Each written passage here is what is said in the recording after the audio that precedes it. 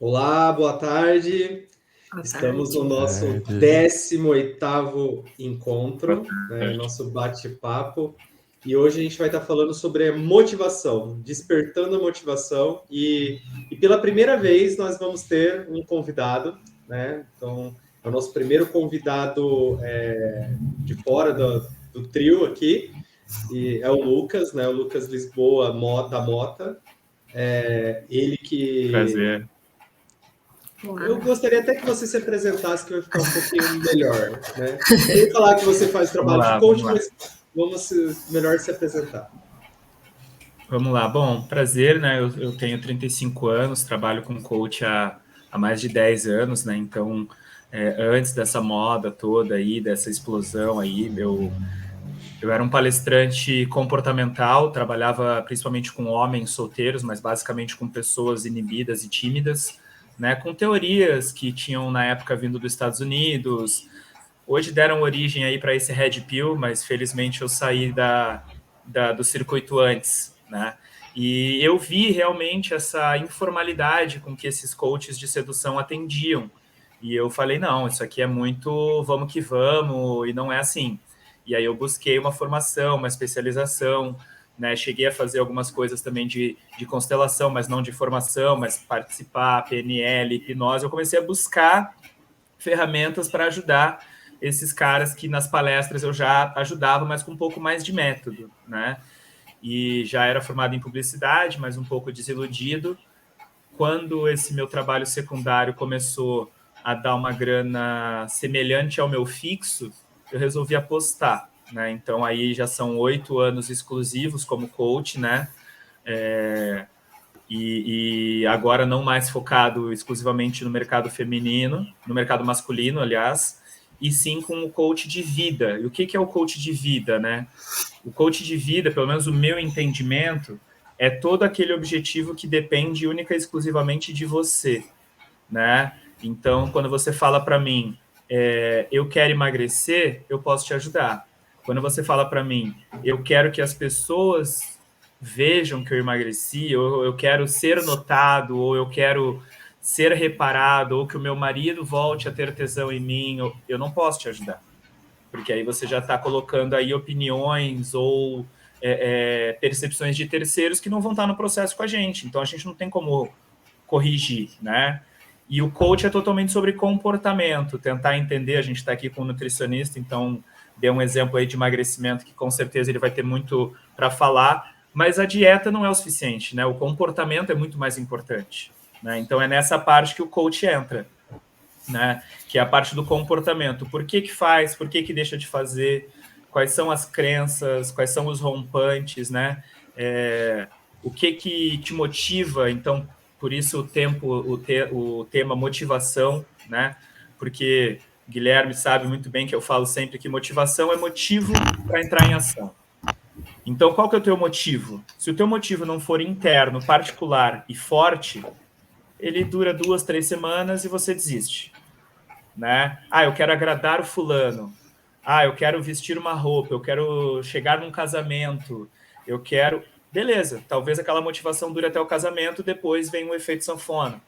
Ou se aquele marido, na segunda semana, não demonstrar uma melhora na libido, já não existe mais uma motivação de comer brócolis e eu volto a comer fast food, porque a motivação era ser notada pelo marido.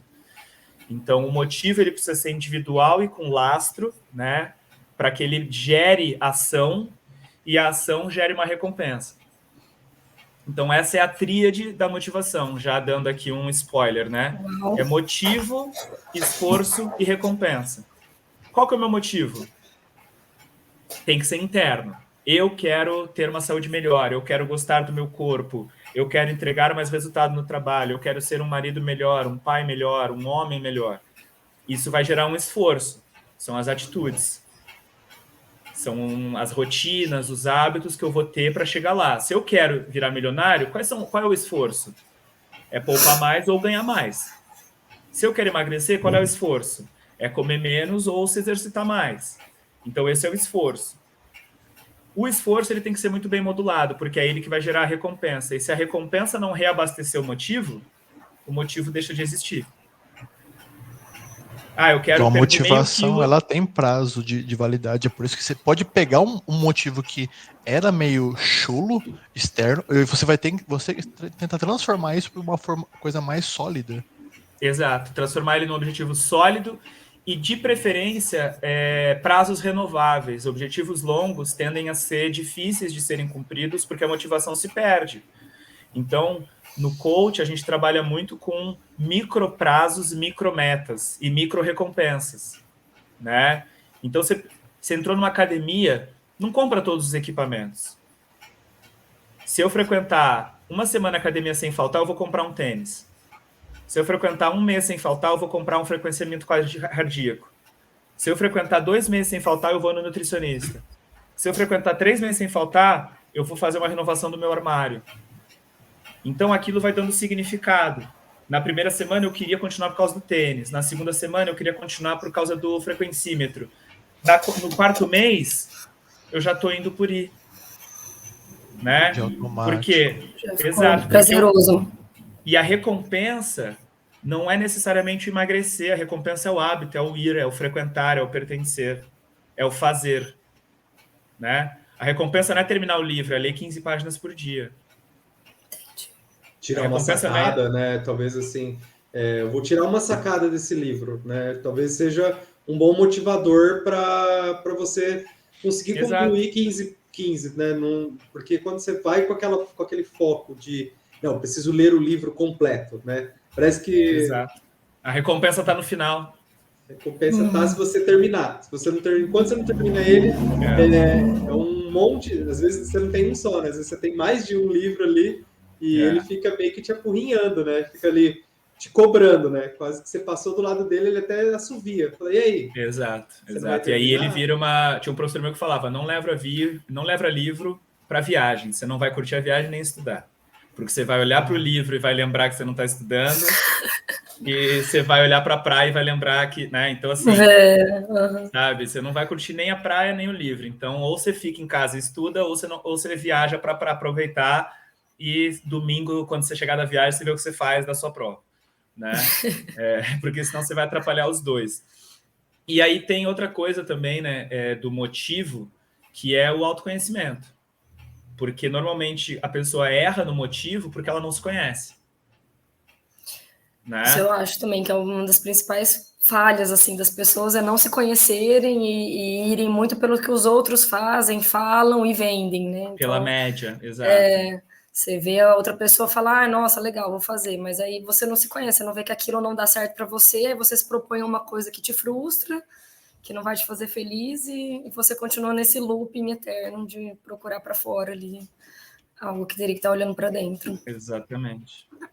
E aí é muito complicado, né? Porque eu miro, por exemplo, num objetivo de ser promovido, e a minha vida passa a girar em torno daquilo. Só que é um objetivo que não depende de mim, porque a empresa pode passar por um motivo, por um momento ruim, o meu chefe pode ter preferidos, N coisas podem acontecer. Ao invés de eu mirar em quê? Em ser o melhor profissional possível para ser reconhecido e não mirar na promoção. Porque quando eu miro na promoção, se a promoção não vier, o meu esforço foi em vão. E não, ele não foi em vão, eu me tornei um profissional melhor no processo. Sim. Eu não fui reconhecido, mas eu me tornei um profissional melhor no processo. Talvez eu não seja reconhecido ali nessa empresa. Nesse ambiente. Posso ser exatamente. Porque eu cheguei em outro nível, né? Exato. E aí o autoconhecimento é entender, por exemplo, o que é resultado para mim? Eu quero ser feliz. Tá bom, o que é felicidade para você? Né? Tenho certeza que o Douglas, por exemplo, eu quero emagrecer. Emagrecer o quê? 100 gramas? As pessoas têm medidas exatas. Eu era feliz quando eu tinha essa idade, com lá no passado. E é outra vida que ela tinha também. Sim. Né? Mas o objetivo, se não for específico, é sonho. Eu quero ser rico. Rico é sonho, não é objetivo. O objetivo é, eu quero ter 1 milhão no banco, eu quero ter 4 apartamentos para alugar, eu quero ter uma Ferrari. Isso é o objetivo. Porque aí eu metrifico. Quanto é que custa uma Ferrari? Quanto é que custa os 4 apartamentos? Né? Quanto tempo eu vou demorar para chegar lá? Agora eu quero ser rico, é muito abstrato. O que é ser rico? Ser rico é ganhar mais do que gasta? Ô, Lucas, e você tem alguma estratégia para ajudar as pessoas a definirem esses objetivos? Porque eu percebo que eu tenho um general muito grande, assim, né? Tudo é genérico para mim, tudo envolve isso. Eu quero ser feliz, eu quero ajudar as pessoas, né? E aí parece que, principalmente quando envolve assim dinheiro, um ganho mensal, eu tenho uma relação muito, parece que eu não posso trabalhar para querer ganhar dinheiro, né? Tem que trabalhar por outras coisas, por motivos nobres, não para ganhar dinheiro, né? Sim, então eu vejo que eu enfrento ainda muito essa dificuldade de fazer mesmo um objetivo, sabe? As coisas ficam bem genéricas, assim, às vezes. Essa relação com o dinheiro ela é muito complicada, né? Porque a gente cresce a vida inteira ouvindo trabalho com o que você gosta e você não vai ter que trabalhar no dia, mas no final do dia a gente tem que ganhar dinheiro, né? E assim, a gente precisa, para pagar nossas contas, então a gente tem sim que quebrar essas crenças e entender que tudo é recurso, tá? Então, por exemplo, o que eu estou conversando com vocês aqui agora são recursos, são livros que eu li, são cursos que eu fiz, são insights que eu tive, filmes que eu vi. O tempo que eu tenho para estar aqui com vocês também é tudo recurso que eu estou disponibilizando para vocês, né? No caso aqui, uma parceria minha do Guilherme, ok. Mas quando eu faço isso para uma pessoa profissionalmente, ela tem que me dar algum recurso em troca. Sim. É um escambo, a gente ainda vive na era do escambo. Só que o escambo agora é dinheiro, mas é escambo. O que você tem? Eu tenho galinha, e você? Eu tenho sal. Então me dá 2 galinhas que eu te dou 1 quilo de sal? Tá bom. O que você tem? Eu tenho conhecimento sobre comportamento humano, sobre modulação de performance e de motivação. E você? Eu tenho dinheiro. Então tá, então me dá R$100 por 1 hora do meu conhecimento por semana? Eu tenho que entender que não é egoísmo, né? Eu falo muito do egoísmo versus amor próprio. Egoísmo é quando eu deliberadamente não faço algo ou faço para prejudicar ou deixar de ajudar alguém. Eu poderia estar na minha mão, eu tenho a possibilidade e eu falo não quero. Não preciso, não me faz diferença ajudar aquela pessoa. Por N fatores. Ali talvez eu esteja sendo egoísta. Agora, quando ajudar o outro implica em dor para mim, aí talvez já seja amor próprio, não seja egoísmo eu dizer não. Sim. Porque abrir aquela exceção para você causaria um prejuízo para mim. Então aí é a linha do amor próprio. E atender de graça causa um prejuízo. Sim, com Trabalhar certeza. por um valor que é menor do que o que eu mereço causa um prejuízo. Eu não consigo pagar minhas contas no final do mês. E não só pagar as contas, né? Viver bem, ter tranquilidade, ter lazer, né? Exato. E aquela pessoa está tendo um benefício, principalmente de um atendimento, né? De coach, um atendimento de constelação, por exemplo, que gera tanto benefício na vida da pessoa, que é coisa que não vai para além ali daquela sessão ou para além ali daqueles, né, daquele conglomerado de sessões, a pessoa vai colher esses benefícios disso pro resto da vida. E você vai estar lá passando as necessidades porque, nossa, coitada, que atendeu, né? barato. Exatamente. E aí, assim, até, né, vocês três, né, o Douglas, eu e a Gabriela, na verdade, que trabalhamos mais diretamente, assim, com o público, né, a gente sabe que o processo acontece quando o cara sai da sessão. Sim. Né? Ali na sessão é um review, é uma análise, é um resumão da semana, é um ajudar a colocar tudo meio que dentro do trilho, como eu brinco, né? Por isso que tem que ser semanal no começo, porque é fácil das coisas saírem do trilho, então na sessão a gente bota para dentro do trilho de novo. Mas se durante a semana o cara não repetir os comportamentos combinados, ou no caso de uma constelação, não permitir que aqueles pensamentos venham e ele pense sobre eles, ele continue fugindo daqueles pensamentos, o processo não acontece. Né? Eu já consagrei a ayahuasca algumas vezes, tomem as medidas de cada um, mas recomendo pela recompensa, né? A gente sabe que existem aí questões da ayahuasca, se informem, não vão pela minha palavra, mas a minha opinião para mim foi muito legal.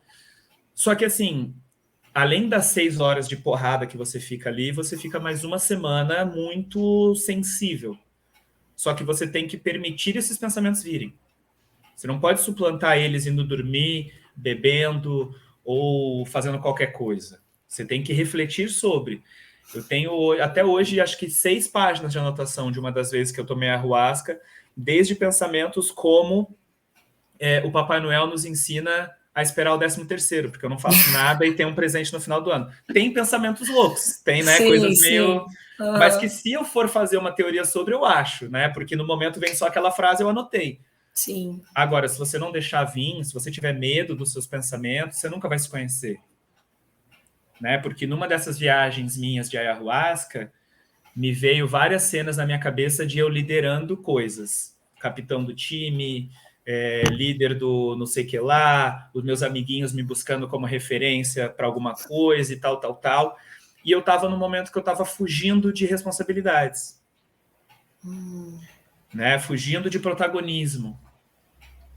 Né? Porque eu estava no momento que eu de fato eu tinha cansado de ser o rosto das minhas causas. Então eu queria um pouco mais de... E quando eu tomei a ayahuasca e eu tive essa percepção, eu falei, eu não posso fugir. Eu sou esse cara. Eu boto Esse é o a cara chamado que vai ficar vibrando em mim. Eu Entendeu? fugir é simplesmente eu tô adiar o fugindo meu de sonho, mim. né? Adiar o fugindo de você mesmo. Né? Entendeu? Então isso é o autoconhecimento. Sim. Né? E isso é tão difícil de chegar, né? As pessoas, elas vivem muito mais fugindo disso e tentando criar os seus personagens do que realmente mergulhar dentro de si, se conhecer e entender que aqueles destinos são necessários serem vividos, né?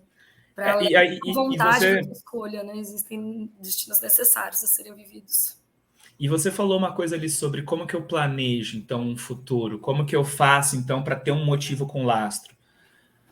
Dentro do processo de coach, a gente tem várias estratégias, né? Então, anotação de emoções. Por quê? Porque a partir das emoções eu descubro quais são as emoções mais repetidas na minha vida e essas emoções querem me dizer alguma coisa, eu tenho que refletir sobre elas, eu tenho sentido muita raiva. Quais foram os gatilhos dessa raiva? O que eles estão querendo te dizer? Para onde que você parou de olhar? Você tem sido demitido frequentemente? O que essas emissões têm em comum? Né? Então, a gente tem que parar para analisar. E aí, fazer definições de longo prazo sem o objetivo de conquistar, mas com o objetivo de mirar.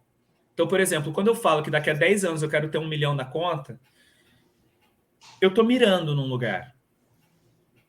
Né? E aí eu defino que para 5 eu tenho que ter 500 mil. Para 1 eu tenho que ter 100 mil. Eu vou decupando esse objetivo até que eu entenda, tá, então se em um ano eu quero ter 100 mil, quanto que eu tenho na conta hoje? Tanto. Tá, quanto que falta juntar? Tanto. Tá, então eu tenho que juntar tanto por mês? Tanto por semana? Então eu começo a ter motivo para parar de pedir aquele iFood. Não é só não pedir iFood, não, eu vou parar de pedir iFood, porque com isso eu vou economizar R$500 por mês, que no final do ano vai me ajudar a chegar nos 100 mil que eu quero. Então passa a ter motivo não pedir aquele iFood. Não é só uma privação. Passa a ter motivo. Então fica mais fácil de eu mudar meu hábito porque tem um motivo. Outra coisa, eu não estou mirando no 1 milhão, eu estou mirando em não pedir iFood. Então sabe o pau de sebo? O pau de sebo é muito difícil, é muito longo. Ninguém começa no pau de sebo porque quando você olha lá para cima, fala, não vou chegar. Então saber definir objetivos plausíveis. Então, por assim dizer, um dos segredos para tentar começar a se entender ou ter noções, por mais besta que seja, faça anotações desses insights. Ah, pensei nisso. Por que eu pensei isso? Não importa. Registra. Emoções. Joga no papel que aquilo vai ter sentido. Exato. No momento que você tiver um big data, né, que você tiver meses de anotações, você vai começar a ver padrões. No dia a dia, parece que são rompantes. Tive um rompante de estresse ontem. Aí quando você começa a ver, não é ontem, é toda quarta-feira. A pessoa descarrega na comida, sempre naquele horário, na hora que ela vai ver. Nossa, eu erro sempre no dia tal, horário tal, com tal alimento. Final do mês eu não consigo seguir a dieta. Por quê? Porque o dinheiro já está acabando e o cara vai no mais barato. Então a anotação gera informação, informação gera dados. Dados me permite analisar a coisa de fora. Quando eu analiso de dentro, fica muito difícil, porque eu tenho emoção, eu tô com fome, eu quero pedir aquele iFood. Mas quando eu começo a analisar de fora, eu começo a entender o que está por trás daquele iFood. Eu não queria o iFood, eu queria fugir de uma dor. Opa, então agora eu já não preciso mais fugir do iFood, porque eu já entendi que aquela dor existe, e eu não peço mais iFood porque eu tenho um motivo que é juntar dinheiro. Então ficou mais fácil eu seguir a dieta. Porque eu já entendo que quando eu tô com raiva, tem outras formas de eu descontar aquela energia, eu não preciso ir para comida, né? Então, vai para um esporte de contato, vai para um stand de tiro, né? Quem é de rir vai rir, quem é de dançar vai dançar, quem é de chorar vai chorar, mas aprenda a lidar com as suas emoções e não a suplantar elas com comida, com cachaça, com droga. Viva, sinta as suas emoções, né? O filme mais genial da Disney, para mim, 2, é o Soul e o Divertidamente. Né? São filmes infantis, mas que um mostra a beleza da alma, né? Das almas se descobrindo e descobrindo seus propósitos e descobrindo o que elas fazem, e elas só reencarnam quando elas aprendem a lição da vida passada. É um filme bem didático, assim, para quem acredita em reencarnação, né? E mostra aquelas almas livres dançantes na rua como pessoas que entenderam o real significado na vida e não como pessoas que largaram a vida. Não, elas entenderam, é ser feliz 24 horas por dia. Não interessa, né? Então é bem legal isso. E o Divertidamente, né? Que mostra que a tristeza é talvez a emoção mais importante que a gente tem. E é a que a gente menos gosta de sentir. Porque quando eu tô triste, é porque eu perdi ou estou num processo de perda de algo que me faz muito feliz. Então, entenda a sua tristeza. O que te dói? Porque é ali que está o teu coração. Bateu o carro, te doeu? Não. Então, para você, de fato, é só um carro. Entendeu? Agora, quando a tristeza é aquela tristeza que dói, é porque aquilo ali faz sentido. Então, aí tem raízes mais profundas que é talvez o trabalho que a Gabi faz, de entender por que te doeu tanto, algo que para algumas pessoas tanto faz, é tão tanto óbvio. fez. Exato. Eu lembro do Divertidamente que eu assisti com meu filho, e assim, é uma das coisas também que é o aprendizado dos sentimentos. Para a criança é muito importante, mas eu olho que às vezes o adulto não consegue ter esse entendimento sobre os sentimentos, identificar, dar nomes ao que está sentindo, porque depois desse dia eu comentei muito com o Léo assim, o que é? Você está com o vermelhinho aí, né? A raiva está com você, mas ele sabia identificar como era o personagem da raiva. Sim. Entendeu? Isso é fundamental. Olha só. E é uma das maiores dificuldades, eu vejo até hoje, as pessoas elas se confundem, então elas estão tristes, elas ficam com raiva ao invés de sentir a tristeza, ou elas estão muito felizes e às vezes elas substituem, né, esse tipo de sentimento, porque eu não posso estar tão feliz, existe culpa ali na felicidade, existe culpa na alegria. Então eu vejo uma das coisas, é muito engraçado assim, né? Eu tenho uma nenê de 2 anos, então quanto mais eu estudo sobre a infância, sobre o desenvolvimento cerebral das crianças, né? Sobre as fases que elas passam, por que elas, né, entram nesses ciclos que elas entram de birra, de explosões, mas eu vejo que a maioria dos adultos não viveram isso, então eles só cresceram, né, o corpo, mas a mentalidade ainda tá ali. Então, na hora que é contrariado, faz birra. Na verdade, a gente coloca a nossa criança de castigo. Sim, quando a gente amadurece. A maioria das pessoas só coloca a nossa criança de castigo, né? Então a gente ouve muito em cortes de Instagram as pessoas falando, isso é a sua criança reclamando, é a sua criança, né, querendo e tal. O que é a nossa criança, tá? A nossa criança é o nosso id, né? Que é a nossa identidade, é quem nós somos e quem nós gostaríamos de ser se ninguém nos visse fazendo, como diz a música. Né? É aquilo que, assim, se nada fosse proibido e se ninguém tivesse te julgando, o que você faria agora? Esse é o teu id. Então, o id, ele é a parte responsável da nossa personalidade por falar, você tem que ir no banheiro. Quer dizer, você tem que ir no banheiro já não é o id, você tem que fazer cocô, você tem que fazer xixi, você tem que comer, você tem que dormir. Ele é o responsável por isso, pelos nossos impulsos mais internos. Por isso a nossa criança, porque ele não está nem aí para o contexto, ele só quer. Ele quer ser feliz. Quem não aprende a controlar o seu id vira um escravo do desejo. Né? Então tem mais tendência a ter comportamentos viciados, porque mais facilmente cede às questões que o id coloca, ou se torna uma pessoa socialmente complicada. Por quê? Porque ela não tem o ego fazendo a mediação. entre o id e o alter ego. O que é o alter ego? O alter ego é como nós gostaríamos de ser percebido pelas pessoas. Então, o meu id está falando o que para mim? Você precisa fazer xixi. E o meu alter ego está dizendo, não. Você está numa reunião, as pessoas estão de terno e gravata, é um ambiente formal, você não pode fazer xixi agora. Aí o meu ego fala, beleza, rapaziada, então eu vou avisar para eles que eu tô com um problema e vou me ausentar da reunião por 5 minutos, ok? O id fala, beleza, faz rápido, porque ele não tá nem aí, ele só quer ir no banheiro, ele só quer fazer xixi, não importa o lugar para ele, ele fala assim, irmão, dá teu jeito, tem 5 minutos para resolver. E o alter ego fala, beleza, vamos resolver de forma elegante, de uma forma que as pessoas nos percebam bem. Quem é escravo do alter ego é aquela pessoa extremamente controladora, né? É aquela pessoa que está sempre pensando como é que as pessoas vão olhar para ela, como é que as pessoas vão interpretar ela. E essa pessoa, que é o que a Gabriela falou, então talvez a Gabriela tenha aí talvez um alter ego 1% mais forte, é o quê? Eu vivo sonhos genéricos. Eu tenho que ter uma casa própria. Por quê?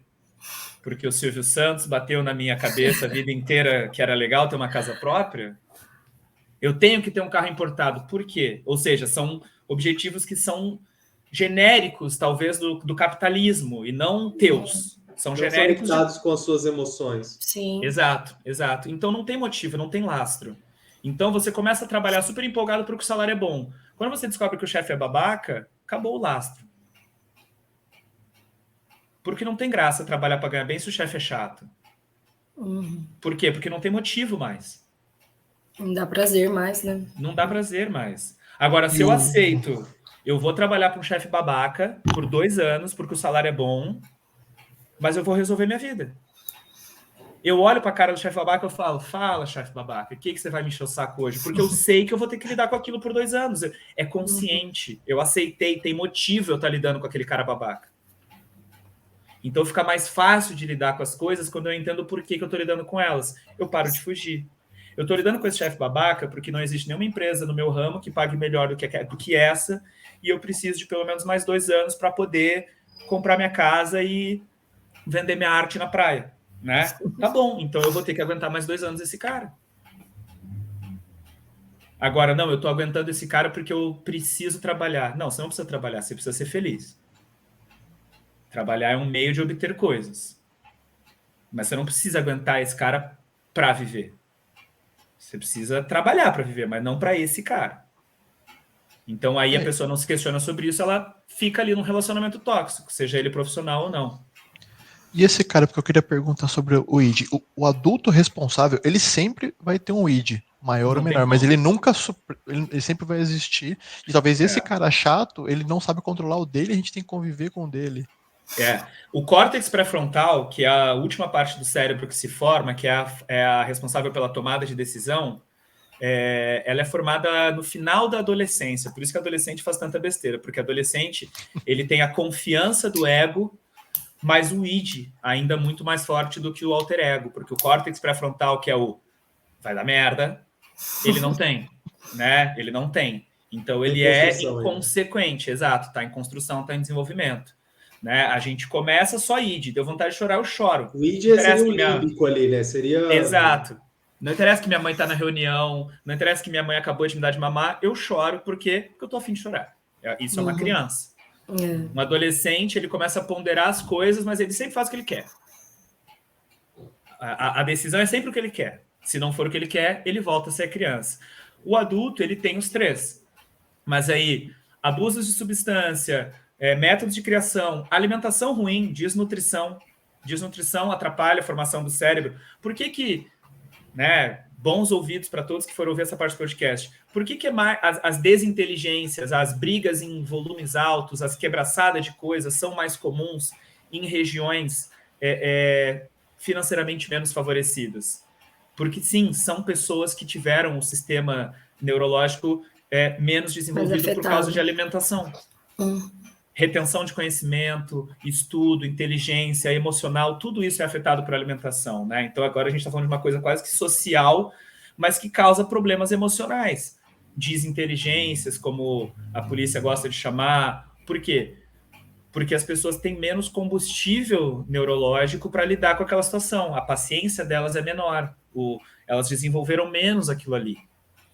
E até em momentos diferentes também, né? Eu vejo que assim, acontece muito de ter que criar certas responsabilidades em uma idade que você não tem nenhuma parte física desenvolvida para aquele tipo de responsabilidade, né? Exato, seja ser mãe, seja trabalhar com 13 anos porque a família precisa, né? Óbvio, e às vezes tomar as próprias decisões em casa, né? Ter pais ali que são dependentes químicos, são ausentes, e aí você tem que tomar decisões que malemar os adultos conseguem tomar, que dirá uma criança ali em desenvolvimento ainda. Exato. A gente não tem a necessidade de ter um pai e uma mãe, né? Mas a gente tem a necessidade de figuras de autoridade, e de figuras de força e de figuras de amor.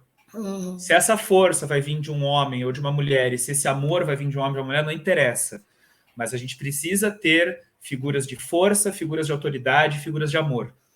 Na constelação a gente fala isso, que precisam existir funções exercidas. Então, as funções maternas e paternas. Se vai vindo um pai, de uma mãe, dos dois juntos, de uma avó, de uma tia, de alguém conhecido, isso pouco importa. O que importa é você aprender, né? Você receber essas funções, o trabalho dessas funções, e depois aprender a exercer essas funções para si mesmo na vida adulta, né? E isso é o grande pulo do gato, porque isso é muito difícil. E aí entra uma outra questão legal do autoconhecimento, né? Que, por exemplo, eu lá com meus 7 anos de idade, eu ouvi meus pais falando coisas que é óbvio que eu interpretei da pior forma possível, porque era a única coisa que eu podia fazer na época, né? Então, por que o Lucas não é mais que nem o Léo, que era o meu irmão mais velho, que tirava notas melhores e dava menos trabalho no colégio, pelo menos, né? E hoje, como adulto e também como estudante de tudo que eu estudei, existe uma coisa chamada intenção positiva, que é óbvio, a gente não pode fazer que nem a menina fez aí no Instagram, dizer que Hitler tinha uma intenção positiva, porque a gente está falando de crime, né? Então existem, né? Não dá para a gente...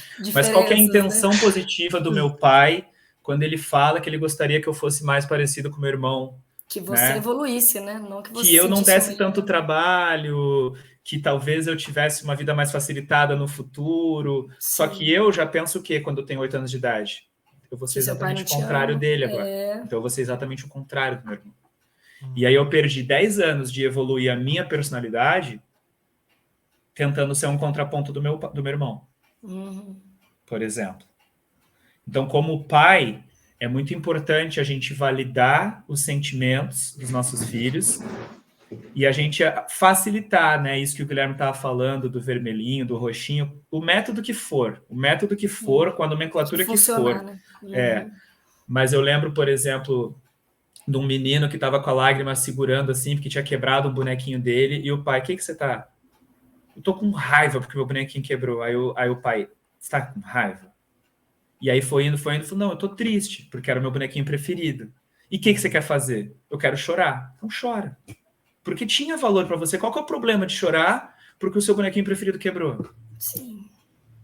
Você tem 5 anos, cara, você tem 6 anos. Só que a gente, como homem, cresce de uma forma...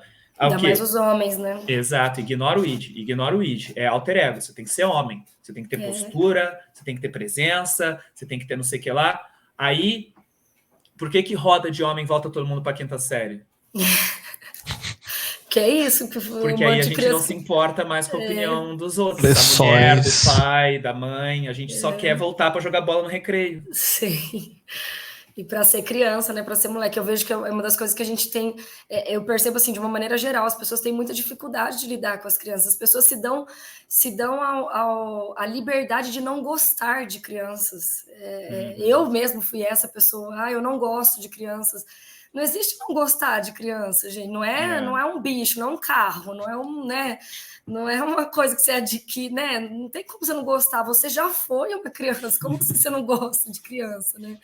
E as pessoas têm muito essa dificuldade. Então, a criança tem que ser aquela boazinha que obedece, ela não pode ter personalidade, ela não pode levantar, ela não pode brincar, ela não pode quebrar as coisas, ela não pode errar, né? Não pode falar alto, não pode gritar, não pode se exaltar. Não pode sentar de perna aberta se for mulher. E o choro é uma coisa assim que eu percebo o quanto que desestabiliza todo mundo em volta. Uma criança chora como se ninguém nunca tivesse ouvido um choro na vida. Uma criança chora, todo mundo já olha feio, já pede para você dar um jeito, né, naquela criança, Eu falo assim, gente, como que as pessoas têm dificuldade mesmo de lidar com os sentimentos primários nossos, né? Que é isso, que é o choro, que é a emoção, que é extravasar. E aí é isso, se você não extravasa ali na infância, que é o momento, né, para você viver aquilo, claro, guardar as proporções ali que você vai ser guiado, você vai extravasar que horas? Na hora que você for mais adulto, você tiver mais força, quando a panela explodir. Se você não aprender a soltar a pressão, a panela vai explodir. Sim. A metáfora é essa. Exato. E aí, quando explodir, você não vai mais ter controle, porque pode explodir no trabalho, pode explodir no Natal, pode explodir quando a sua mulher deixar cair um prato, que era uma coisa idiota, mas vai virar algo muito maior, porque você já está com a pressão, né? Eu falo que é o dilema da toalha molhada. Ninguém quer ser o chato no primeiro encontro de reclamar da toalha molhada. Né? Só que daqui a pouco você está há 10 anos no relacionamento... E todo dia a toalha está molhada em cima da cama.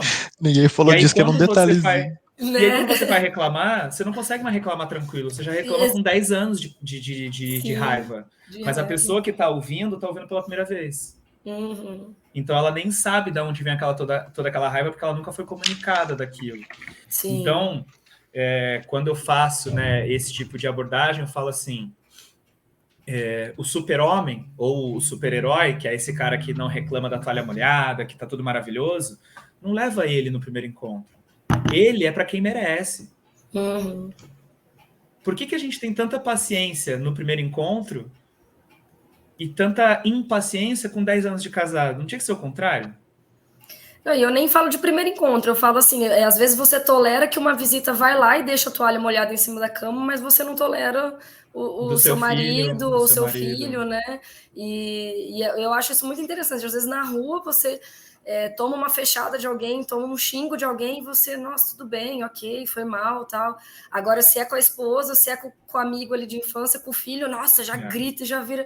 Você fala, poxa, com estranho, né? Uma pessoa que talvez você nunca mais vai ver na vida, você foi educado e contido, e com a pessoa que tá ali, dorme e acorda com você todos os dias, você...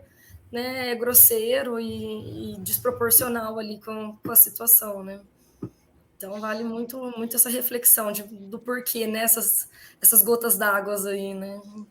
A gente tende a ter menos paciência com quem a gente tem mais intimidade, por uma questão de entender que aquela pessoa vai nos entender um pouquinho melhor. Só que a gente passa do ponto, essa é a verdade. E aí é todo mundo, né? Em algum momento a gente vai abusar da boa vontade de alguém. Né? Traz os traços também da família, né? Porque às vezes assim era o modo, comportamento que era dos meus pais, né? Tipo assim, existia aquela situação de, principalmente dos deveres de casa. Minha mãe cobrava muito meu pai, ou tinha muito esses conflitos dentro de casa. Sim. Também, e acaba se repetindo, né? Com certeza. A gente repete. Para mim, voltou. E eu vejo também o tanto que a gente já traz esses acúmulos, né? Então você já acumulou tudo aquilo que você já viveu na infância, que você aguentou do seu pai, da sua mãe, do seu irmão mais velho ou mais novo, e aí você já chega e já traz essa bagagem toda para o seu relacionamento. Então, às vezes a pessoa fez uma vez algo, né, que te lembrou tudo aquilo que você viveu na infância, tudo aquilo que sua mãe sempre fez com você, e aí pronto. Como você não pode explodir com a sua mãe, porque você é bonzinho, você tem que ser um bom menino, um bom garoto, você não pode explodir com a sua mãe. Então você vai lá e você explode com a sua esposa, né? Explode com a namorada, muitas vezes. Com o filho, com o cachorro. Normalmente a gente vai explodir. Normalmente a gente vai explodir com alguém que a gente entenda que a gente tem algum tipo de lastro maior, né? Que a gente consiga contornar a situação melhor. Meu pai, se eu brigar com ele me dá um tapão na boca, eu vou ter que ficar quieto. Isso. Com a minha mulher eu consigo, não, veja bem, desculpa, não era isso que eu queria dizer. Exato. Entendeu? Então, normalmente a gente vai abusar mais de quem a gente acha que a gente consegue negociar mais depois do BO acontecido, né? Ninguém é maluco de desafiar um Anderson Silva. Não, a gente vai desafiar quem a gente acha que a gente pode ganhar. Né? Exato. Eu queria fazer uma pergunta também, Lucas, o seguinte... Nesse processo, voltando assim bastante, tentando conectar também com a motivação, dentro desse processo, a visualização do seu sonho, né, do que você quer, como que pode ser, assim, como que a gente traz isso conectado com a emoção? Porque você falou bastante da emoção, quanto que ela é importante. A gente está falando disso aqui também, né? Mas Tudo assim, envolve emoção, né? para envolver os teus planos e conectar com a tua motivação, assim. Como que você traria essa esse balaio, assim? A visualização, ela parte do ponto de vista de que eu sou uma pessoa visual e de que eu tenho uma capacidade muito boa de imaginar as coisas de forma visual. Então, provavelmente, pela sua verbalização dessa palavra, provavelmente seja como você prefere fazer as coisas, visualizando. Então, pessoas visuais são pessoas que tendem a se vestir melhor, a se preocupar com vestimentas, com roupas, com o formato das coisas. Mas existem outras pessoas, existem as pessoas que são visuais, auditivas, sensitivas e límbicas, né? As auditivas, elas se preocupam muito com as palavras, então ela vai ouvir cada palavra que você falar com o significado do dicionário. Então, se você lida com uma pessoa dessas, você tem que ter um pouco de cuidado com as palavras que você vai utilizar. A pessoa sensitiva é das percepções, não, ele disse isso, mas ele quis dizer aquilo, você não viu pelo jeito dele, papapá, papapá. E a límbica, ela percebe as coisas através do que ela sentiu das emoções. Né? Se ela pode ou não pode confiar, não está baseado nas premissas do PowerPoint. Está baseado no que ela sentiu a partir do que a pessoa falou. Cada uma dessas 4 pessoas, desses 4 estereótipos, né? Porque ninguém é 100% uma coisa ou outra, a gente flutua dentro desses estereótipos, ele vai ter que fazer essa visualização de uma forma. A pessoa que eu gosto de fazer, por exemplo, dentro de um processo de hipnose, onde depois de saber qual que é o caminho de comunicação da pessoa, se é sensitiva, auditivo, visual, eu vou levar ela dentro do famoso local seguro, que a gente cria dentro da hipnose, é uma das técnicas, né? E lá dentro eu vou utilizar palavras para ancorar a motivação. Então, por exemplo, veja como vai ser a sua vida, veja o tamanho da sua casa, veja você andando no seu carro, ou então sinta a emoção de saber que você tem não sei quanto no banco, sinta a emoção de estar na sua casa dos sonhos, ou então ouça o barulho dos pássaros na sua casa dos sonhos, ouça o barulho do motor da sua Ferrari, ouça o barulho do aplicativo do banco dizendo quanto você tem. Então você tem que se conhecer para usar os botões corretos. Porque eu não sou um cara visual. Então, muitas vezes, os meus professores reclamavam porque eu estava de cabeça baixa na aula.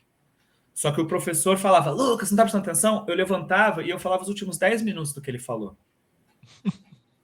Tava aguardando, realmente. Só que eu tô com uma fita tape na mão, porque eu preciso ficar fazendo alguma coisa com a minha mão. Então eu ficava escrevendo, eu ficava desenhando, só que o meu ouvido estava aqui ouvindo tudo que ele estava falando. Aí daqui a pouco ele falava uma palavra, eu anotava aquela palavra, em um lugar qualquer do caderno.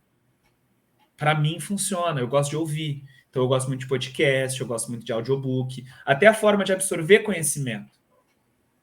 Né? Me leva para uma palestra. Correto. Se o cara for ruim palestrante, eu não vou gostar. O conteúdo pode ser maravilhoso, o cara precisa me entreter no ouvido. Entendeu? É bonitão, a palestra, fogos, legal. Se o meu ouvido não ficar hipnotizado por você... Se o discurso for raso, o visual pode estar impressionante, tudo certinho. Eu sou esse cara, né, de achar uma menina linda no primeiro dia de aula e depois de 2 meses não aguentar mais. Sabe? Quem nunca? Entendeu? Porque vai quebrando aquela imagem, entendeu? Sim, sim. É exatamente isso. Só que a Gabriela tinha falado alguma coisa ali sobre valor, né? Sobre dinheiro, e o que tem valor, o que não tem valor. Eu queria falar uma coisa sobre criação de valor, tá? Valor é construído, nada tem valor. Né? Por isso que o que tem valor para mim não tem valor para você e vice-versa, porque nada tem valor. Valor é uma construção. O dinheiro e as coisas materiais, elas têm valor social, as pessoas dão valores sociais. Esse carro custa em média XY, esse carro... Mas a gente poderia, como sociedade, falar, rapaziada, ninguém mais paga mais do que 50 mil num carro? E as montadoras iam ter que dar um jeito, porque a gente não enxerga mais valor do que 50 mil num carro. Porque tem demanda. Exato, demanda... como tem pessoas que enxergam valor e continuam pagando, as pessoas continuam cobrando. Sim. Mas isso pode nos ajudar, por exemplo, a entender que eu estou botando valor em coisas que não deveria, como relacionamentos, pessoas, trabalhos, lugares, pessoas, situações. Eu estou dando valor para aquela situação me machucar, porque eu permito que ela me machuque. Quando eu tiro o valor daquela situação, ou quando eu consigo olhar com afastamento, eu fico triste, mas não me dói. É uma cicatriz, não é uma ferida. Então, permitir, né, no processo de constelação e de coaching, muitas vezes quando a gente finaliza, a gente fala, eu fico com tudo que é meu, você fica com tudo que é seu. Porque eu não posso ficar com nada que é do paciente para mim. Eu te pergunto assim, o valor não tá ligado, assim, eu fico pensando bastante nisso. E eu tô conectando cada vez mais com isso, que assim, o valor, ele não tá conectado com a emoção que você dá para aquilo, assim, o quanto de emoção que você entrega para aquela situação. Que até eu lembro de uma situação recente, né, da Copa do Mundo e o jogo da seleção brasileira, né, que ela foi eliminada, e eu lembro do meu filho, assim, né, ele acabou o jogo, ele começou a assim, ele começou a ficar bravo, mas era triste, ele estava muito triste, né? Porque ele deu um valor muito grande para aquele jogo. E aí eu falei assim, só que aí eu vejo que o tamanho que a gente põe de emoção, o valor que a gente dá, na verdade, é o quanto de emoção que a gente emprega para aquilo, né? Sim. E aí eu acho que assim, é onde gera as maiores frustrações, é onde gera a maior tristeza. Por isso que você tem que conhecer então, as suas emoções. Você tem que ter um cuidado muito grande da onde você abre a torneirinha da sua emoção, né? Tipo, vamos falar de futebol, por exemplo, né? Futebol é um dos meus maiores gatilhos emocionais, porque é talvez um dos que eu tenho há mais tempo, praticamente há 30 anos, desde que eu me conheço como gente com 5 anos de idade, eu já estava no estádio torcendo pelo meu time, né? E quando meu time caiu para a segunda divisão, em 2016, eu sou colorado, né? Eu sou gaúcho, eu fiquei uma semana, assim, devastado, sabe? Tipo assim, nem me zoaram porque não precisava. Sem sacanagem. Eu saía na rua com a camisa do Inter, as pessoas olhavam no meu rosto e tipo assim, putz, mano. Já não conseguia zoar, porque já tinha mais dó do que... Né? Não tem por que fazer uma piadinha com esse cara que ele já tá no né? E eu parei para refletir sobre aquilo. Eu falei, cara, não, é futebol, velho. Pelo amor de Deus, é legal, é maneiro, pá. Aí eu entendi primeiro a minha relação com o futebol. Era uma relação porque era o único lugar onde meu pai me dava amor. Era o único lugar onde eu podia falar palavrão, onde eu podia comer sorvete, onde meu pai me abraçava, mesmo, né? Onde meu pai me levantava, onde não tinha hora para voltar para casa, onde tudo era permitido, sabe? E era o local de contato meu e do meu pai, porque meu pai saía de casa cedo para trabalhar, depois ia para a faculdade, voltava para casa tarde. Então eu não tinha muito contato com ele. Então o meu amor pelo futebol está muito ligado ao meu contato com meu pai e a minha troca com meu pai. Primeiro eu entendo isso. Sim. E isso não depende de divisão. Não depende do campeonato que meu time está disputando. Então aí já é ok, legal. Depois eu entendo que quando ganhar, se aquilo me der motivo para ficar feliz, maravilha. Mas eu não posso deixar de produzir quando eu estou triste. Então eu aprendo como que é a minha reação após uma derrota do meu time? Eu não lavo louça, eu não passeio com o cachorro, eu não quero atender paciente, eu não quero ir para academia, eu quero ficar nutrindo aquela raiva e vendo a mesa redonda e ouvindo os comentários e xingando o técnico na entrevista, chamando ele de... É isso que eu quero fazer. Beleza, eu posso melhorar isso, mas ao mesmo tempo, eu posso, então, não deixar nada para depois do jogo, porque eu não controlo o resultado do jogo. O time pode ganhar, ou pode perder, ou pode empatar. Eu não controlo.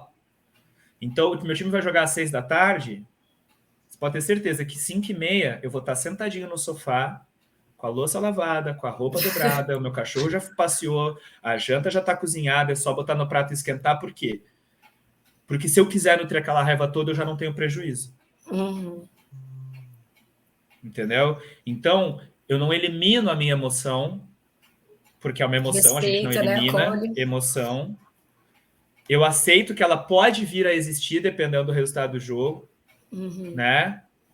E eu entendo que eu não posso deixar ela virar vilã, né? Então, por exemplo, Agora meu Nem time reprimir, nem alimentar, né? Meu time perdeu um clássico de 3-0, né? O Grenal, domingo agora. E, cara, acabou o jogo, eu falei, que bosta. Mas não tinha mais nada para fazer. Pronto. Então eu tirei um pouco do valor que eu já dei pro futebol. Sim. Você percebe? Eu já fui esse cara. Quando meu time ganhou o primeiro título importante, que foi em 2006, assim, o primeiro título grande, depois que eu nasci, cara, eu me sentia capaz de bater em qualquer um, de tão empolgado que eu tava, de tão grande, aquele sentimento de comunidade quando você tá numa torcida gigantesca, né? Uhum. E você percebe o quanto aquilo é gigante. E aí, como uma droga, você fica atrás daquilo de novo. Uhum. É aquela sensação que você quer. Só que quando você entende que a maioria dos times vai mais perder do que ganhar, porque futebol só ganha um no final do ano, Sim. ou você aprende a lidar com as derrotas, irmão, ou você vai virar esses caras que, entendeu? Vai comprar 4 TV por ano, porque a cada derrota do seu time você vai jogar o controle para um lado, um chinelo na TV. Então, tem que mudar a motivação, que nem você falou. Eu sei que eles não vão ganhar, então é melhor ressignificar o que eu tenho sobre o jogo e ressignificar o que eu tinha do meu pai de lembrança ou formas, exato, né? Exato. De viver Tem um vídeo isso. que bombou na internet esses dias, que era um cara que ele era da Gaviões, e ele era um dos linha de frente da Gaviões, sei lá o que era, e era ele com 3 filhos. Aí ele, tipo, botou uma panela, um balde, não sei o quê, e os filhinhos batucando no jogo, cantando as musiquinhas. Cara, é isso, entendeu? Essa aqui é a minha torcida agora, essa aqui é a minha Gaviões, são essas 3 pessoas. Sim. Eu não preciso parar de ver o jogo do Corinthians, eu não preciso parar de curtir o jogo do Corinthians, mas o meu motivo agora é esse aqui. Uhum. São essas 3 que eu tenho aqui que eu tenho que, né? Então ali, o que ele está ensinando para as crianças? A torcer para o Corinthians ou a gostar de ficar com o pai? Uhum. Elas vão ser corintianas, não tem dúvida. Mas porque aquilo ali vai ser uma projeção do amor do pai. E torcida de futebol é muito projeção, né? Tanto que quando o pai não consegue impor o time para o filho, a gente brinca, né? Fala, putz, perdeu o filhão. É uma coisa meio que assim, o pai vai ali, né? Ou o pai, ou quem gosta mais de esporte, enfim. E é por isso que a emoção, cara, assim, quem não entende as suas emoções vira escravo delas. Porque você vai sentir elas. Mas você também você não vai pode reagir a elas. completamente, né? Porque não assim, é a emoção é o que dá, é o tempero da vida, né? É o que eu falei, nem reprimir, nem alimentar, né? Não, reprimir uma emoção é tão cruel quanto você também só alimentar ela ali, né? A vida não porque, assim, tem o lado da emoção, ela te prejudicar, né? Que às vezes, igual você está falando do futebol, né? Tem muitas pessoas que estragam a vida delas, entendeu? Por conta do futebol, né? Tipo assim, vai lá, sei lá, comete um crime contra outra pessoa, enfim, já é nos níveis absurdos, onde a pessoa é zero razão e 100% emoção, né? Sim. Vou entrar num assunto polêmico, torcida organizada. Minha interpretação, tá? São pessoas sem pertencimento a grupos, então elas precisam pertencer a um grupo, isso é muito importante. Pertença a grupos. Eu sou ateu, mas se você não é, encontre uma religião, é um grupo. Você vai ter um motivo para toda quarta-feira tomar um banho, trocar de roupa e ir no seu encontro, seja ele de umbanda, seja ele espírita, seja ele o que for, você pertence a um grupo. Você pertence à sua família, você pertence ao seu trabalho, no meu caso, eu como sou autônomo não tenho esse grupo do trabalho. Você pertence a um grupo na academia. Então, quanto mais grupos você pertencer, mais propósito você tem, porque você faz as coisas de propósito. Eu acordo quarta porque eu tenho que ir estudar, eu acordo quinta porque eu tenho que ir para academia, eu acordo sexta porque eu tenho que ir para a igreja, eu acordo sábado porque eu tenho que... As coisas começam a ter propósito e motivo. A gente vê muitos grupos como ISIS, FARC, algumas coisas da Deep Web, conseguindo angariar jovens. Qual é o perfil desses jovens? Jovens solitários, totalmente sem jovens isolados, jovens sem pertencimento. Por isso que a escola pública é um local que tem que ser de acolhimento. Porque não é acolhimento de aula, é acolhimento de grupo. É aquela pessoa se sentir integrante. Ela não pode ser marginalizada e se tornar um marginal, ou seja, estar à margem. Ela tem que ter incluída e pertencer. Porque aí, né, tá lá todo mundo zoando o cara, porque ele não pega ninguém. Todo mundo zoando o cara, porque ele é de uma cor, ou porque ele é de uma religião, ou porque ele tem uma característica. E ele tá ali, não, ele é homem, ele não pode chorar. A maioria desses ataques são feitos por homens, né? Ele é homem, ele não pode chorar, ele não pode ter rompantes, ele não pode se permitir. Aí chega um cara nele e fala assim, tem um grupo aqui que a gente pensa igual a tu, irmão. Quer pertencer? Quero. Era o que faltava, Beleza. né? Quer ganhar respeito no nosso grupo? Quero. Mata essas vagabundas aí que nunca quiseram ficar contigo.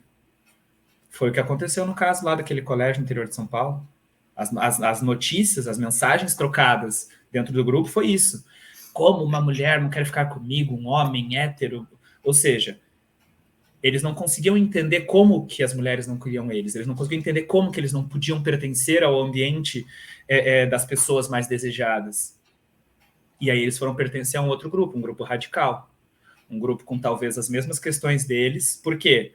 Porque o homem não pode falar de emoção, porque não tem um acolhimento social, porque o pai não explica para o filho como lidar com uma frustração. Né? O meu pai, quando eu era moleque, me dava dinheiro para ir para a balada e falava 3, 4 frases que eu prefiro não repetir. Uhum. Mas quando eu não conseguia cumprir aquelas 3, 4 frases que meu pai falou, eu não tinha coragem de falar para ele que não. Porque ele me deu dinheiro para eu ir para aquela festinha esperando que eu fosse passar o rodo. E eu não passava. Então, como é que eu falo pro meu pai que eu não passei o rodo? Que eu sou um fracasso com mulher, que eu não consigo pegar mulher. Aí eu vou procurar uma ajuda na internet. Porque eu não tenho uma janela aberta com meu pai. E aí na internet o cara não vai ter o mesmo amor comigo que o meu pai. Né? Vai fingir que tem. Vai te fazer acreditar que tem Exato. Tem até mais. Então, voltando ao tema principal, qual era o motivo desse cara? O motivo desse cara era ser aceito. Ele queria ser aceito pelo time do colégio, não foi. Ele queria ser aceito pelas menininhas, não foi. Ele queria ser aceito dentro de casa, não foi. Aí veio um grupo extremista e falou, a gente te aceita. E aí a vida dele passa a ser aquela causa, seja esse grupo uma torcida organizada, seja esse grupo o ISIS, uma Farc, mas o padrão é muito parecido. Aí você vê algumas pessoas, por exemplo, tem um filme, né, Hooligans, né, que fala muito sobre isso, né? O cara sai dos Estados Unidos, ele vai para a Inglaterra, porque nos Estados Unidos ele não estava dando certo, ele vai morar com os pais, com o pai na Inglaterra, que ele não falava há 10 anos, mas ele mora com o pai, mas o pai não inclui ele, até que ele trabalha numa redação, a redação manda ele fazer um trabalho de infiltrado numa torcida organizada, e os caras aceitam ele. E ali ele deixa de ser um jornalista e passa a ser um hooligan. Por quê? Porque tudo que ele queria era que alguém olhasse para ele e falasse, eu te vejo. No Big Brother agora, a gente viu muito isso entre a comunidade negra, né? Os negros olhando um para o outro no Big Brother e falando, eu te vejo. Eu te percebo. Porque é isso, às vezes. Né? São frases até da própria constelação, a gente usa bastante, dependendo então, pertencer, né? Que é o pertencer é uma das primeiras leis. O excluído sempre vai trazer... É sempre que está gerando problemas dentro do sistema familiar, são os excluídos. Né? Tem uma coisa assim, ó, chamada Sawabona Shikoba, tá? É com W, S-A-W-A-B-O-N-A, Sawabona, e o Shikoba é S-H-I-K-O-B-A, Shikoba. É um ritual de uma tribo africana, e o que eles fazem? Sempre que alguém faz uma besteira muito grande, eles entendem que aquela pessoa se desconectou da tribo ou da verdade dela. E que aquilo, na verdade, é um chamado de atenção do espírito dela para esse fator, de que ela se desconectou. Então, ela faz uma besteira. Ela grita com alguém, ela maltrata, ela faz algo que ela não faria normalmente. Ao invés de julgar e criticar, o que eles fazem? Eles colocam essa pessoa em meditação dentro de algum local da tribo, certo? Pode demorar 24 a 48 horas, quem vai dizer esse processo vai ser a pessoa, quando ela se sentir pronta para sair. E nesse período, quem quiser pode entrar na tenda, desde que seja para falar frases curtas de coisas positivas que aquela pessoa já fez para você ou para a tribo. Então eu entro na tenda e falo, Douglas, eu te reconheço porque aquele dia que o meu filho passou por essa situação, você ofereceu ajuda. E saio. E aí depois entra a Gabriela. Douglas, e fala outra coisa. Então a gente vai conectando a pessoa, vai voltando a pessoa com a verdade Sempre. dela, com a bondade dela, com quem ela realmente é para a tribo. Você é uma pessoa boa, você já me ajudou, você ajudou a Gabriela, você ajudou o Guilherme, você ajudou o João, a Maria, né? Ou seja, eles entendem o quê? Ela tem que estar no centro da tribo agora. Ela é a pessoa mais importante da tribo nesse momento. Porque se ela sair da tribo... A tribo inteira vai E ela vai de tentar alguma voltar, forma. só que ela vai tentar voltar de uma forma agressiva. E a tribo já tem o conhecimento de que excluir não é saudável, né? De que a pessoa, todo mundo tem o seu como é que fala? O seu papel, né? E o seu pertencimento ali dentro da tribo. Então não é interessante você excluir as pessoas, pelo contrário, é justamente interessante isso, você falar, não, ó, você pertence, reintegrar, né? E você fez algo bom lá no passado, ou seja, você pode voltar a fazer, né? Você tem potencial ainda para isso. Pois é, e quando eu faço, por exemplo, coach com empresas, eu sugiro essa dinâmica, né? Todo mundo ter uma caixinha na sua mesa e todo mundo ter vários bloquinhos de anotação, não post-it, bloquinho de anotação mesmo. Uhum. E a dica é, não deixa a pessoa ver, só coloca. Porque ela não tem que saber quem colocou. Quem né? Então, por exemplo, eu peço uma ajuda para a Gabriela me ajuda, quando ela sai para o almoço, eu vou lá, falo, dia tal do tal, precisei de ajuda com esse negócio, você me ajudou, muito obrigado. E coloco na caixinha dela. Gabriela chegou no trabalho, tá aquele dia bosta, nada dá certo, o chefe não sei o quê, vontade de chorar no trabalho. Pega a tua caixinha e sai para almoçar. Abre ela e começa a ler o que está escrito lá. Muito bacana. Pode fazer isso com a sua família, pode fazer isso com o seu marido, com a sua esposa, com o seu filho. Você não é uma pessoa ruim, filho. Você foi uma pessoa ruim. Lê tudo que o papai já falou de você nos últimos... Talvez eu não tenha te falado, mas eu te observei, eu te vi, eu te percebi.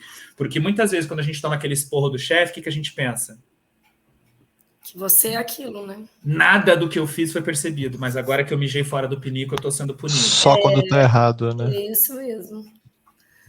Então, o Sawabona Shikobe, não, eu te percebi. Talvez eu não tenha te verbalizado, mas eu te percebi. Né? Então, teve algumas empresas que a gente voltou depois e eles fizeram comigo o Sawabona Shikobe antes de eu começar a minha palestra. Porque eles falaram, cara, virou assim, no happy hour de sexta-feira, a galera, vou botar isso aí, hein? Pô, pra mim lá, não sei o que. Então, já virou assim um negócio que eles entenderam a importância daquilo, que é validar o esforço do outro. Porque o esforço, ele é solitário, né, cara? Eu não vejo o outro lavar a louça, eu só me aproveito da recompensa da louça limpa. E aí, daqui a pouco, eu digo, você não faz nada nessa casa. E eu que lavei a louça, fico, como não? E a gente adora generalizar, né? É bem isso, assim, umas generalizações que realmente a pessoa que escuta fala, poxa vida, como não? Tudo que eu tenho feito aqui é em função de você, em função da gente, né? Às vezes, assim... E a pessoa, você não faz nada certo, você não, né? E tem uma coisa muito péssima das generalizações, que é o seguinte, tá? Digamos que eu e a Gabriela estamos juntos, e a Gabriela fala assim, você nunca... A partir do momento que ela fala você nunca, eu só estou pensando na minha cabeça um momento que eu fiz para desmentir ela. Porque eu preciso de um momento. Eu preciso de um momento para desmentir ela. E eu derrubo ela, acabou a discussão. Sim. E aquele dia... Não, então você não fala que foi nunca.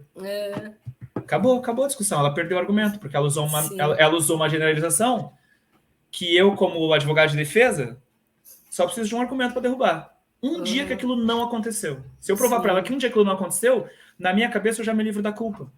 Exato. E o que ela queria, que era resolver o problema, não acontece. Não vai acontecer. Porque você perde a razão, perde a fundamentação. Como é que é uma forma mais interessante de lidar com isso?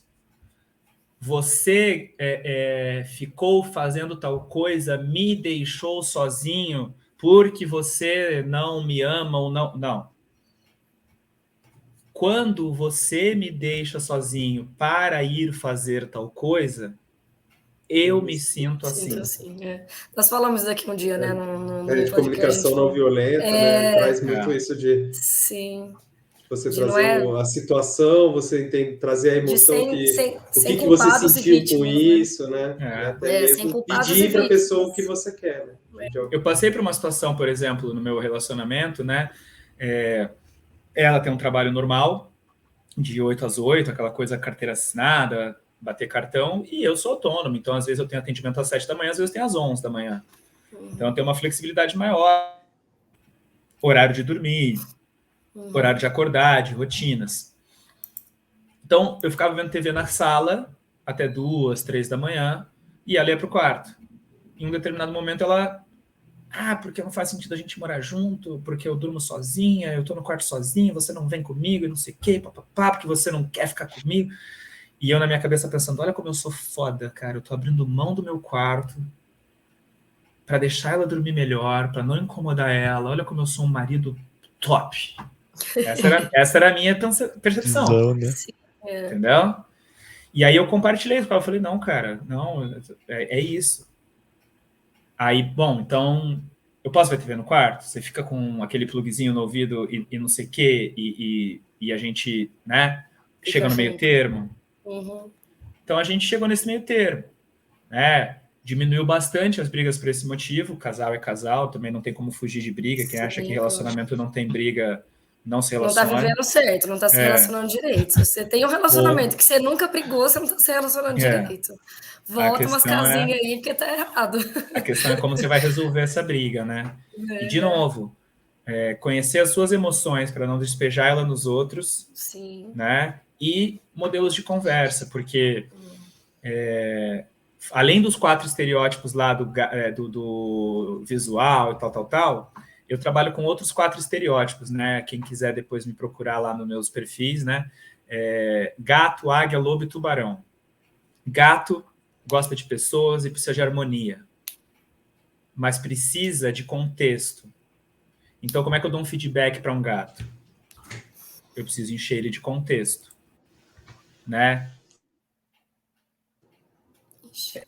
E simplesmente falar. Eu não posso chegar para uma pessoa que tem personalidade de gato. Alô, alô? Não, voltou. Agora voltou. É porque eu tô achando que assim, teve uns problemas com as redes sociais aí, eu acho que tá tudo meio instável ainda.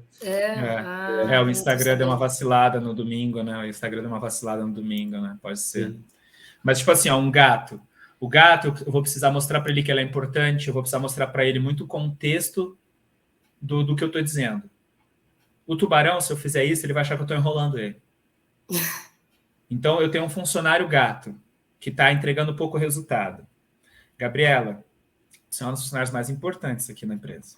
O seu rendimento faz as outras pessoas renderem também. Eu preciso que você me ajude, Gabriela. Você não pode deixar a peteca cair. A média é X, você está um pouquinho abaixo da média. Você é uma das pessoas que eu preciso que... Eu estou empoderando ela enquanto grupo. Douglas e Tubarão. Douglas, é o seguinte, irmão, mais 2 meses com esse teu resultado aí não vai dar, velho. Eu sei do que você é capaz. Ixi, travou os dois agora. Deu uma travadinha. Vamos lá. Douglas, seguinte, você precisa melhorar seu resultado. Eu sei do que você é capaz, você sabe do que você é capaz, você tem que entregar resultado, irmão. Se você não entregar resultado, eu não vou ter como te segurar. Você percebe como eu falei a mesma coisa? Sim. Né? Guilherme Lobo, eu vou ter que apresentar dados para ele. Ó, tá vendo aqui o seu rendimento no primeiro semestre? Tá vendo aqui como é que flutuou a média da empresa? Você flutuou um pouco para baixo? Eu vou ter que mostrar para ele que, de fato, o que eu estou falando faz sentido. Eu preciso trazer comprovação. E para a águia, eu vou ter que tirar ela da zona de conforto. Eu vou ter que fazer ela pensar diferente. Né? Então, normalmente, os chefes ruins são chefes monocromáticos. É um lobo que só sabe liderar lobo, é um tubarão que só sabe liderar tubarão, é um gato que só sabe liderar gato. Então, você vê a equipe, são os minions, é todo mundo igual. Né? É aquela coisa bem militar, marcado, assim, quase, né? Todo mundo ali com o mesmo padrãozinho, quase que de roupa. Por quê? Porque, de fato, todo mundo enxerga o mundo de uma forma muito parecida, isso facilita, é natural. Só que aí eu me limito. Eu me limito como chefe e eu me limito como parceiro, né? Porque eu também não vou conseguir me relacionar com pessoas romanticamente que não aceitem. Porque eu vou ficar tão acostumado às pessoas aceitarem o meu jeito, que para mim o meu jeito é É o único jeito. Talvez seja, até os ele- clientes vão ter que ser do mesmo jeito, né? Você só vai saber vender para quem for muito parecido com você, porque eu trabalhei com vendas, né? E tinha uma menina que ela usava os argumentos de venda que acho que foi o que fez ela comprar. Sabe? Eu falo assim, não, o coffee break do curso. E aí eu acho assim, cara, o coffee break do curso não é argumento. Para mim, eu tô cagando pro coffee break do curso, mas para ela talvez fosse algo importante. Então ela usava isso como argumento de venda, e eu jamais usaria isso como argumento de venda. Porque para mim, como tubarão, eu vou querer saber o quê? O que essa pessoa vai adquirir, qual é o resultado, o que ela ganha em troca do que ela paga. O que eu vou ganhar, o que eu vou ganhar fazendo aquele curso. Tubarão é resultado. Gato é network, você vai conhecer gente, você vai conhecer não sei o que lá. Lobo é estrutura. O curso é estruturado, é de tal a tal horário, tem X pausa, você vai ter pausa para ir para casa, não sei o quê. Se eu quero te convencer, eu tenho que entender o teu idioma. Mas para isso, primeiro eu tenho que entender qual é o meu. Para não cair nas Porque armadilhas. Senão, eu tô falando eu te amo em inglês, cara. E você não fala inglês. E aí eu vou ficar frustrado que você não reconhece, e você vai ficar frustrado que eu não sei me comunicar. Ninguém e a coisa ganha. se perde um pouco. Ninguém ganha. Né? Então, conhecer as suas emoções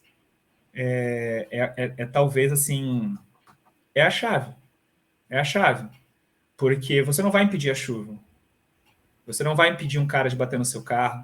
Você não vai impedir um cachorro de cagar na sala. Você não vai impedir um filho de fazer birra. Você não vai impedir. Mas você pode aprender a lidar. Exatamente. Eu falo isso sempre sobre a questão das frustrações também, que como pais a gente não quer que nossos filhos se frustrem, né?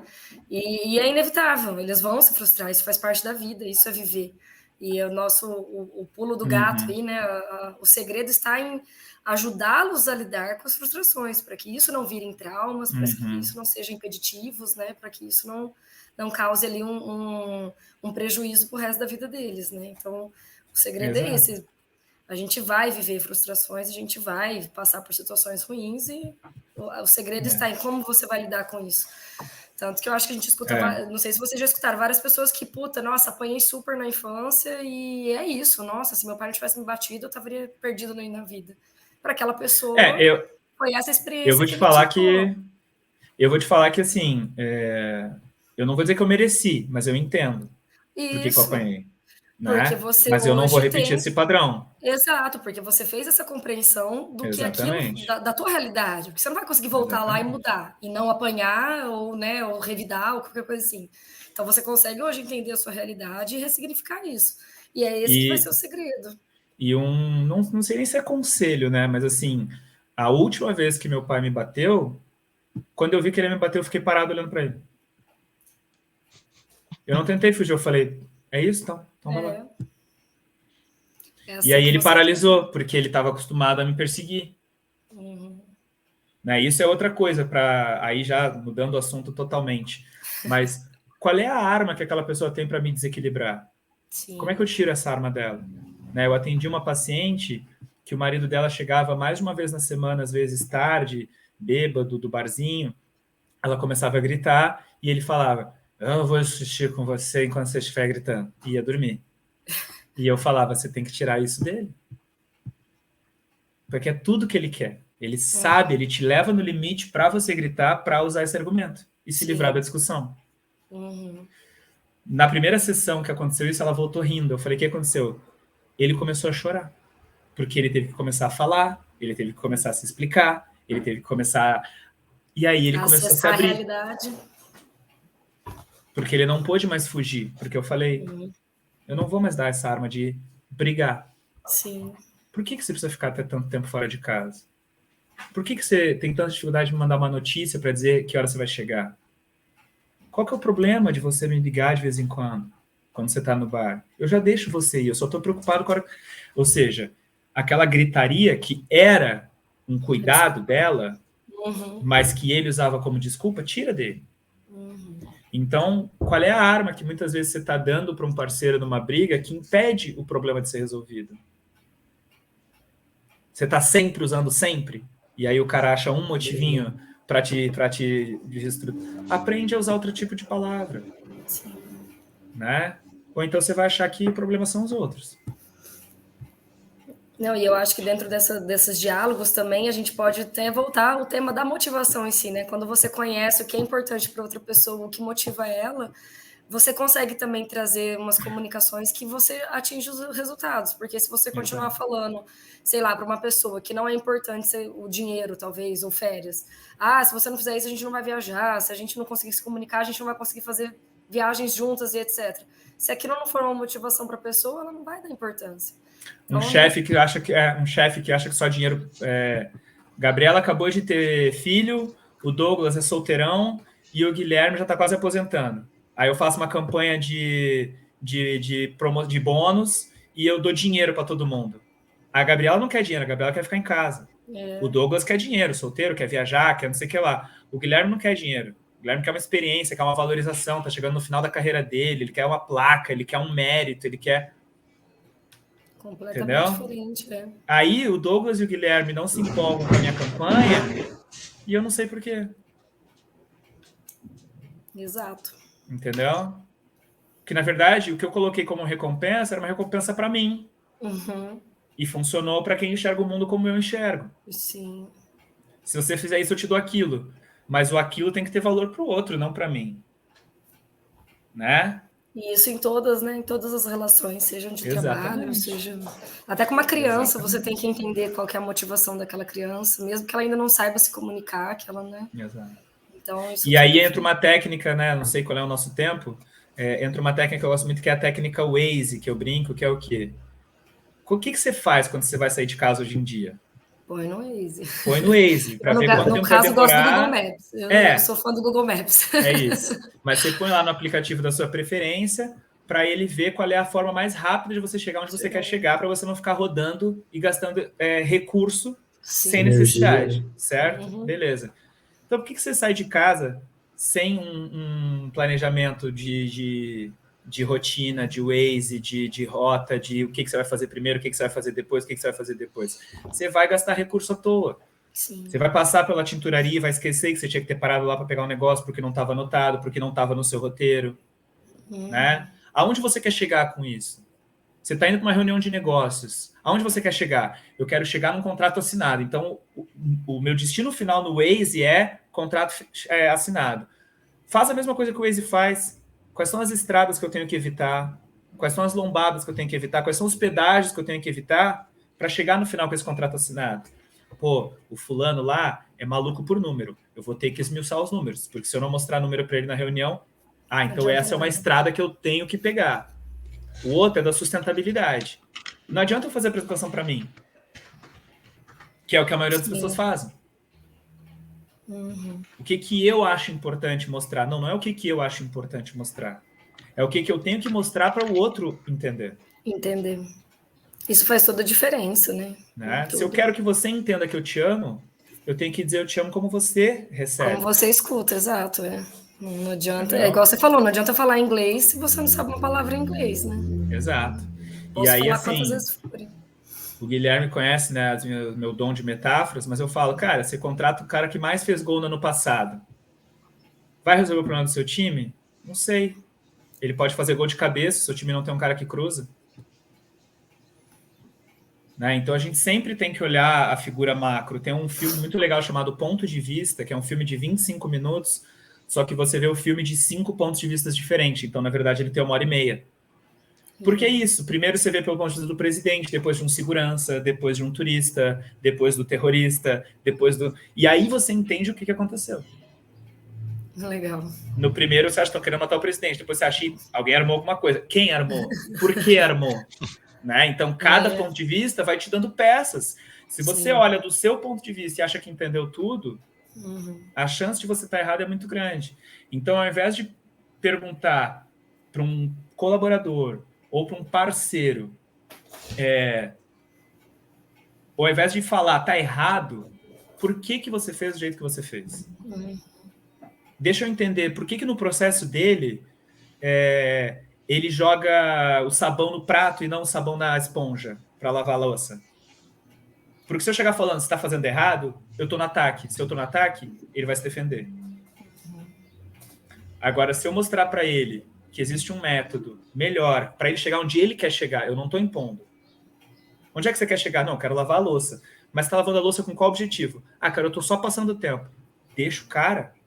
Deixa ele fazer o jeito que ele quiser. É uma atividade terapêutica. Ele quer demorar 3 horas lavando a louça. Não enche o saco dele falando que tem um jeito mais rápido, porque ele não quer velocidade. Ele quer tédio. Esse é o motivo dele de estar lavando a louça agora. Não, eu quero lavar rápido. Lava rápido, lava rápido é o seguinte. Lava rápido, você põe sabão na esponja, primeiro. Porque se você botar no prato, você vai ter que botar em cada prato. Ou como eu vi esses dias na internet, né? Põe um copinho com água, um pouquinho de sabão no copinho, e aí molha a esponja no copinho. Por quê? É o lado da economia, né? Economia e rapidez também. Mas tudo depende do motivo, da onde eu quero chegar com aquela tarefa. Eu quero chegar rápido, eu quero chegar seguro, eu quero chegar... Economizar, eu quero, né, curtir. Entendeu? Eu quero chegar rápido e economizar. Rápido e economizar não dá, porque quando você vai rápido, você gasta mais gasolina. Então você começa a ter que ponderar coisas. Sim. E aí fazer o quê? Escolhas conscientes. Né? Eu como um brócolis ou eu como um Big Mac? Qual que é a tua situação? Não, acabei de sair de um pós-operatório aqui que eu preciso ganhar peso e o médico falou que eu não tenho nenhum problema com o tipo de comida. Cara, acho que o Big Mac é mais indicado, porque você precisa ganhar peso rápido. Né? Tudo depende de onde eu quero chegar. É errado. Eu tinha 120 quilos, hoje eu estou com 75. Eu não parei de tomar Coca-Cola. Porque eu entendo que a Coca-Cola é a minha bengala da falha. É a minha única falha. Então, dentro de um processo nutricional com o meu nutricionista, a gente entendeu o quê? Troca para Coca Zero e vamos ver o que dá. E deu. Se ele me tira a Coca Zero, talvez eu olhasse lá para o arroz e ovo e falasse, puta que merda, nem uma coquinha. E aí eu fosse comer um macarrão, fosse comer uma lasanha. Sim. Então, o método certo é o método certo para o seu objetivo. O jeito mais rápido de emagrecer é déficit calórico e aeróbico. Beleza, o cara tem problema intestinal, não pode ficar muito tempo sem comer, senão ele vomita e dor no joelho. Totalmente. Acabou. Já não é o método para ele, entendeu? O método para ele vai ser comer de 3 em 3 horas e bicicleta. Mas vai emagrecer mais devagar. Vai, mas com consistência, com sustentabilidade. Por quê? Porque ele se conhece e ele sabe o motivo que ele está fazendo. É para respeitar o joelho dele. Por que você faz bicicleta ao invés de caminhada? Eu falo que um processo de coach facilita até jantar com a família. Né? Por que você está fazendo tal coisa? Por que você terminou com a fulana? Por que você aceitou tal emprego? Você vai saber dizer. Foi pelo salário? Não, não foi pelo salário. Você vai saber, porque você pensou, tem motivo, tem pensamento. Por que você continua com um chefe chato? Porque o chefe chato paga um salário que o mercado não paga e eu preciso de mais 1 ano e meio para quitar meu apartamento. Então daqui a 1 ano e meio você vai se demitir? Esse é o plano. Ninguém mais enche teu saco em relação a você estar com um chefe chato. Plano, baseado na motivação que você teve para isso, no que você quer chegar. E aí, quando você tem uma segurança disso tudo, né, realmente melhora mesmo até os seus jantares em família, porque nada daí vai te atingir. Exato. Nada do que as outras pessoas vão falar, pode ser sua mãe, seu pai, pode ser a pessoa mais importante da sua vida. Se a sua motivação está alinhada com o seu valor, que está alinhada ali com o ganho que você está tendo daquilo, pronto, você é uma fortaleza. Hoje, a atividade física alimenta a atividade física para mim. Sim. Sabe? Ir me motiva a ir, que é o ideal. Porque daí o motivo, o esforço e a recompensa é uma coisa só. Sim. Aí vira hábito, aí você não para mais. Motivo, me manter ativo. A ação, ir. A recompensa, estar ativo. Então a coisa é tudo muito... né? Quando você consegue chegar ali, é aquele cara que lê porque lê. Ele precisa continuar lendo livros, ele precisa continuar estudando, ele precisa continuar indo na academia, ele precisa continuar... A ação virou motivo que virou recompensa. Né? Sim. Esse é o santo grau da motivação. Esse é o santo grau da motivação. Com certeza. Quando você come bem pelo prazer de comer bem e de ver o peso caindo na balança. Aí você não falha mais na dieta. Porque você entendeu que comer bem não é uma punição. Que inatividade Exatamente. física não é uma punição, que ler um livro não é uma punição. Não, e você começa a buscar, a buscar não, né? Encontrar prazeres nisso, né? Encontrar prazeres nessas coisas que você se propôs aí a mudar, a fazer e Exato. etc. Eu Então, digo que tem pessoas que só querem gozar e tem pessoas que de fato querem transar. São coisas diferentes. Muito diferentes, nossa, muito Entendeu? diferentes. Não tem nem Gozar é comparação. chegar no ápice o mais rápido possível, custe o que custar. E a quem Transar custar é também. entrega, transar é o processo. Então você quer viver a Mas vida a gozando ou troca, transando? é muito mais ligado à troca, né? Exato. Sim, E a sem contexto e a entendimento de situações gozar é totalmente individual. Uhum. Gozar é um processo particular, depende de mim. Eu sei como me fazer gozar melhor do que ninguém. Então é óbvio que se eu tiver E muitas preocupação em vezes você não precisa nem gozar... transar para gozar. Não! O jeito mais rápido de um homem gozar não é transando. Transando, Então, exato. né, se o cara tiver com essa noia de eu só quero isso, Não precisa. ele nunca vai ter uma parceira, porque ele tá tão focado no resultado final, que é o gozo, que ele não entende, né? Por isso o meu poema preferido é Ítacas. Né? Ítacas é um poema português muito antigo, né? E óbvio que eu não tenho ele decorado, porque ele tem umas palavras em português antigo, mas basicamente ele fala: quando fores a Ítacas, leve o tempo que precisar. E no final ele fala: porque se quando tu chegar lá, Ítacas não for o teu presente, a viagem já foi. Entendeu? Agora, se eu chego em Ítacas, que é o quê? Que é a minha Ferrari, que é o meu apartamento, e eu olho para o lado e eu não tô feliz, e eu não tenho a viagem, aquele carro passa a não fazer sentido, aquela coisa passa a não fazer Nós sentido. falamos sobre isso aqui também, sobre colocar a felicidade como objetivo, né? E a felicidade, ela é o caminho, né? Ela sendo colocada dentro do caminho, e se você não não colocar faz o menor dentro das sentido. suas atividades coisas prazerosas, fazer o prazer da sua vida também, o caminho para os objetivos, mas ser prazeroso o caminho também é muito importante. É muito importante. Lucas, eu gostaria de agradecer por conta, assim, a gente faz 1 horinha, então acabamos batendo a meta aí para quase 50%. Nossa, foi muito gostoso o bate-papo. Douglas está desligado o microfone, Douglas. Eu quero saber o Instagram dele, o principal. Tem canal no YouTube para metralhar esses conteúdos. Eu vou colocar aqui. Cara, eu preciso produzir mais conteúdo, não vou negar. Eu encontrei o Lucas. Eu preciso produzir mais conteúdo, não vou negar. O meu Instagram é muito particular ainda, né? Eu tenho que desenvolver um Instagram profissional, mas o meu Instagram é eu.lucasmota, @eu.lucasmota, Mota com 2 T's. E esse perfil é o meu perfil no Zen Club, né? Eu trabalho com o Zen Club aí desde 2020, então já estou há 3 anos lá. Como o próprio Guilherme colocou ali no texto aqui do vídeo, né, da live, já fui reconhecido como top 3 lá pelos feedbacks e pela quantidade de atendimentos, então realizo um trabalho bem legal lá. E o legal do Zen Club é que, além dele ter vários benefícios, né, então alguns planos de saúde tem, algumas empresas têm, coisas que coach normalmente não poderia atender, né, então o próprio Guilherme, eu atendo por um convênio que a empresa dele tem com o Zen Club, né? O Zen Club entrou nessa, tipo de Gympass, né? Um Gympass de terapia, né? O formato é bem semelhante, né? Mas tem também, para quem quiser o particular também, tem lá a possibilidade de você contratar. @eu.lucasmota? Isso. Então, você encontrou aí? Esse mesmo. Então, me sigam lá, processos particulares podem durar de 10 a 20 sessões em média, né? Porque a gente está falando aí de 3 a 6 meses para criação, quebra e manutenção de novos hábitos, né? Não nessa ordem, na verdade, é quebra, criação e manutenção de novos hábitos, né? Não necessariamente você vai atingir o resultado em 3 a 6 meses com um coach, mas você já vai ter uma noção do que você precisa continuar fazendo para chegar lá. O coach, diferente da terapia, não é para durar mais do que uns 6 meses, 1 ano. O coach é um cara para te dar uma assistência, uma diretriz, um norte e te direcionar. Se o objetivo mudar, você pode continuar com o coach, mas a rigor, um coach que demorou mais de 6 meses não é porque ele é ruim.